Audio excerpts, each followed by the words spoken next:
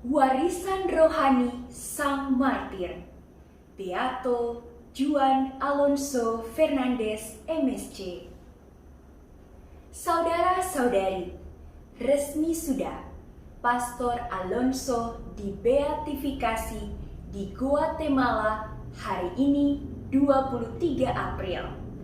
Selamat, selamat, selamat! Gereja Katolik Keuskupan Manado ikut bersuka cita. Dan saya percaya ungkapan syukur, ungkapan sukacita kita yang paling tepat adalah dengan meneladani mereka, bukan? Mari teman-teman, kita mengenal lebih dalam warisan rohani Sang Martir dan Sang Beato kita.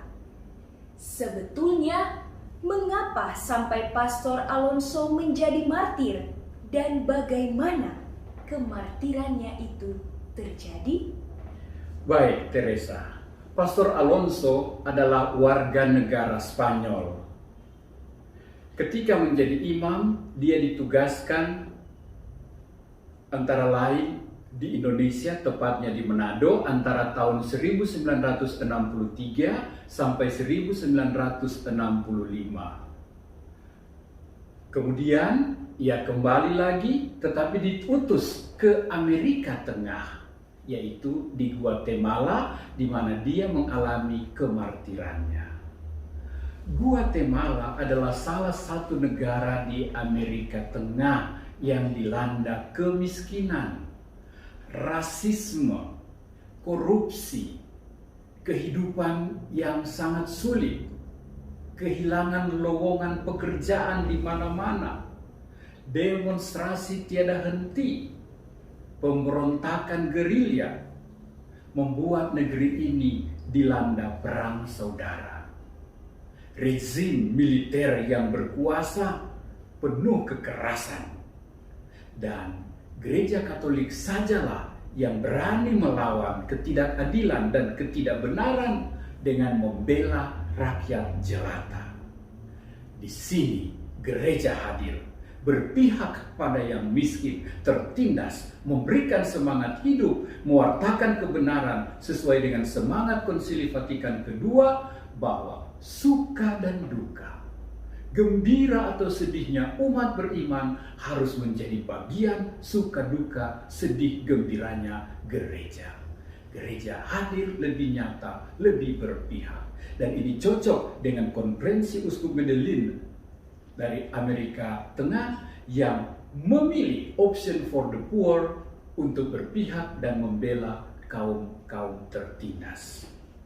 Para imam dan umat awam di Guatemala tiada gentar, kendati jika kedapatan saja mereka memegang kitab suci atau rosario, itu sudah cukup jadi alasan untuk mereka ditangkap, ditawan, disiksa, bahkan dibunuh. Namun mereka tidak takut. Semua ini berlangsung dan memuncak sampai tahun 1980-an. Pastor Juan Alonso, sang pastor penjelajah, sang pastor pencinta orang kecil, berada di daerah rawan ini. Ia menyadari bahwa jiwanya terancam. Namun ia tetap berkeliling berbuat baik, merayakan Ekaristi, berada di tengah-tengah umat yang miskin dan menderita. Kehadiran seorang imam di mata militer begitu menjijikkan, sampai-sampai serdadu kepala pernah meludahi sang imam Pastor Juan Alonso. Malam sebelum kemartirannya, ia mengalami penyiksaan hebat. Dan terakhir, 3 peluru bersarang di kepalanya untuk memahkotai kemartirannya sebagai imam. Beberapa hari sebelum kematiannya, ia sudah mendapat firasat, sehingga ia berkata sambil memeluk salib misionarisnya, "Saya menjadi imam untuk dia. Jika saya harus mati karena salib ini, inilah aku." Begitu katanya.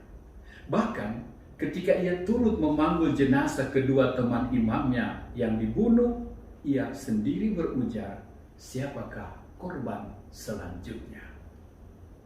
Oh, sangat menyedihkan kalau kita mendengar kisah dari Sang Beato ini.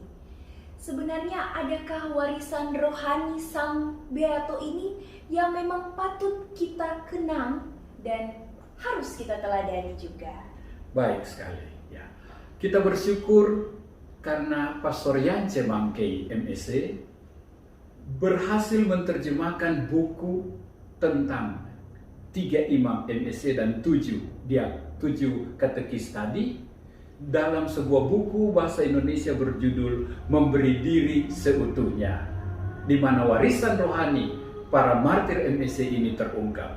Terima kasih Pastor Yance, kami bisa lebih dekat mengenal mereka. Ketaatan, warisan pertama. Ketaatan tidak perlu diragukan dalam diri Pastor Alonso. Ia selalu taat dan menerima apa saja kehendak permintaan atasannya.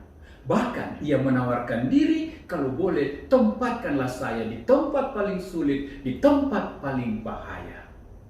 Ia siap diutus kemana saja. Dan semuanya ini dijalaninya dengan gembira, dengan sukacita. Kendati harus menerima begitu banyak keterbatasan yang ada.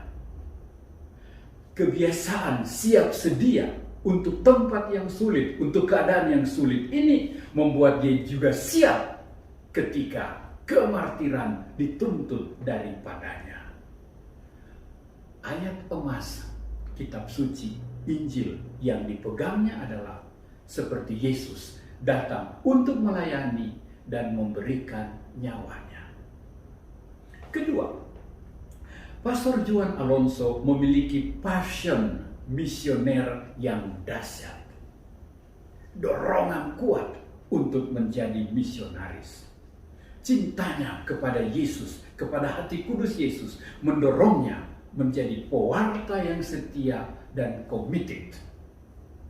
Persis seperti Yesus, option and action for the poor. Dia menjadi voice of the voiceless, suara dari mereka yang tak mampu bersuara. Dia tidak pernah gentar, dia tidak pernah mundur. Ia memang pastor pemberani. Sekali lagi, pilihan mengutamakan kaum miskin dan tertindas menjadi juga warisan keteladanannya yang besar. Hidup rohani yang mendalam nampak melalui catatan-catatan harian pada buku hariannya. Misalnya, peristiwa penutupan Konsili Vatikan II di Vatikan dicatatnya sebagai sesuatu yang luar biasa dan tidak terlupakan. Dan dia mengaku bahwa panggilan misioner gereja dan panggilan misioner pribadinya sebagai misionaris hati kudus Yesus diteguhkan, dikukuhkan oleh hasil Konsili Vatikan II ini. Ia siap untuk terus melayani umat manusia demi kemanusiaan dan demi keselamatan karena cinta akan Yesus Kristus. Ia mencatat dalam buku hariannya, identitas seorang imam tidak boleh dicari dalam ilmu-ilmu profan, dalam humanisme, sosiologi, dan psikologi. Identitas itu harus dicari dalam Kristus sendiri. Wow, luar biasa. Hidup doanya, kita bisa bayangkan. Kalau kita di atas punggung kuda hanya beraction untuk selfie, Pastor Juan Alonso di atas punggung kuda pun ia bisa berdoa, termasuk doa brevir. Punggung kudanya adalah meja doanya, altar perjumpaannya, tempat menimba kekuatan dari Tuhannya yang ia layani, yang ia sembah. Baik, itu tadi warisan rohani dari Beato kita. Pastor, seingat saya beberapa tahun lalu pemimpin umum Tarekat MSC dari Roma berkunjung ke Manado. Benar. Orangnya sangat ramah, baik, Simpatik. simpatik. Iya. Ia mau mengenal keluarga-keluarga dari para imam-imamnya. Iya. Katanya ia juga seorang Guatemala.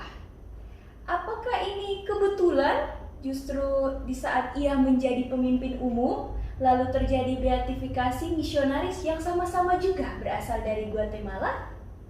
Benar sekali, ya. Siapa bisa menduga? Kita ingat kata-kata dari abad ketiga gereja, Sanguis Martyrum Semen Christianorum. Darah para martir adalah benih yang menyuburkan kehidupan gereja, kehidupan umat beriman. Darah para martir bagaikan humus, bagaikan pemberi kesuburan bagi gereja. Benar sekali, pemimpin umum MEC saat ini, Pastor Mario Absalon Alvarado Tovar MEC, adalah seorang putra Guatemala. Saat Pastor Alonso dan kawan-kawannya dibunuh, pastor pemimpin umum ini baru berusia 10 tahun. Dia pasti mendengar kisah ini. Dia pasti tertegun mendengar kisah kemartiran ini. Bukankah darah para martir akan melahirkan gereja, akan melahirkan orang Kristiani baru? Saya pikir bukan kebetulan. Ketika dia sebagai pemimpin umum, dia menyaksikan beatifikasi para martir MSC di tanah kelahirannya ketika dia masih bocah usia 10 tahun dan sekarang dia bisa menjadi pemimpin MSC seluruh dunia. Baik, bukan main benar ya. Darah para martir takkan pernah sia-sia tercurah. Semoga banyak harapan baru akan jadi kenyataan di keuskupan kita oleh beatifikasi ini tentunya.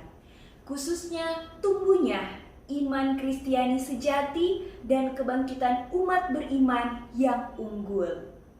Kemartiran Pastor Alonso tak akan sia-sia bagi kita. Nah, sebenarnya apa harapan khusus pastor dari beatifikasi ini? Baik, secara pribadi saya berharap dan berdoa agar semangat kemartiran, pengorbanan tanpa pamrih, pemberian diri yang total, berani memilih kurban salib yang sulit, boleh menjadi tantangan bagi kami para imam masa kini, bagi para misionaris MSC masa kini juga, termasuk untuk kaum awam di Keuskupan Manado. Zaman ini terlalu mudah menawarkan kompromi. Orang beriman mudah mengalah, melemah pada tawaran-tawaran dan tantangan dunia. Beatifikasi 3 imam dan 7 awam ini menjadi juga undangan bagi kita semua, khususnya para awam, para katekis. Beberapa dari 7 awam ini adalah katekis, untuk lebih berani, terampil, bersiap diri, menjadi pewarta yang tangguh, tak kalah dari para imam, berani dan memberi diri demi kebenaran iman, demi pewartaan, demi berpihak dan berjuang bagi kaum kecil. Saudara-saudariku, mari kita berdoa bersama para imam MSJ di seluruh dunia, bersama umat Katolik Guatemala dan umat Katolik Keuskupan Oviedo, Keuskupan asal Pastor Alonso, dan kita berdoa bersama. Demi nama Bapa dan Putra dan Roh Kudus. Amin. Bapa yang Maha Kasih, terima kasih untuk Putramu Yesus Kristus, Sang Saksi yang setia. Terima kasih untuk para imam, misionaris hati kudus, Jose Maria, Faustino, dan Juan Alonso. Dan untuk kaum awam, Rosalio, Miguel, Reyes, Thomas, Nicholas, Domingo, dan Juanito, yang digerakkan oleh Roh-Mu telah menjadi saksi-saksi cinta-Mu di antara kami. Terima kasih karena seperti Kristus mereka memberikan hidup mereka demi Injil Kerajaan Allah. Terima kasih karena di antara umat-Mu terbuka jalan-jalan kebenaran baru, pengampunan dan pertobatan, sehingga keadilan, cinta, dan kedamaian hadir di mana-mana. Berilah aku melalui perantaraan mereka rahmat untuk